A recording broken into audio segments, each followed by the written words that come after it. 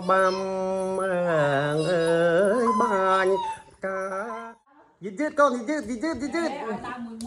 កុំស្រឡាញ់កូនខ្លាំងពេករហូតដល់បំផ្លាញអនាគតកូន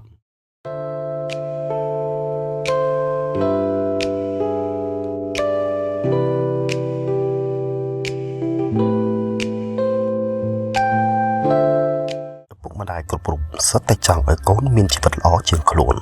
ដូច្នេះហើយពួកគាត់ខិតខំធ្វើការយ៉ាងលំបាក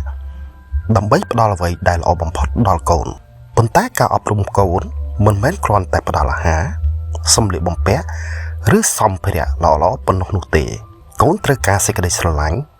ការយកចិត្តទុកដាក់និងការអប់រំដែលត្រឹមត្រូវច្រើនជាងអ្វីទាំងអស់នោះពេលខ្លះការស្រឡាញ់ខ្លាំងពេកក៏អាចក្លាយជាការបំផ្លាញអនាគតកូនដោយមិនដឹងខ្លួនកុំធ្វើអ្វីគ្រប់យ៉ាងជំនួសកូននិងកុំផ្ដល់អ្វីគ្រប់យ៉ាងតាមចិត្តពួកគាត់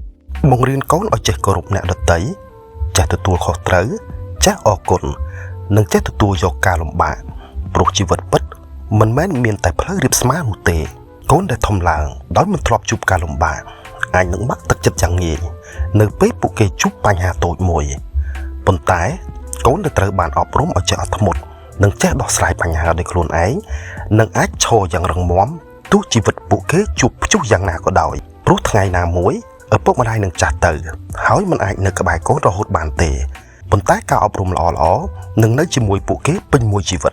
ការបន្សល់ទុកដ៏មានតម្លៃបំផុតសម្រាប់កូនមិនមែនជាទ្រព្យសម្បត្តិនោះទេ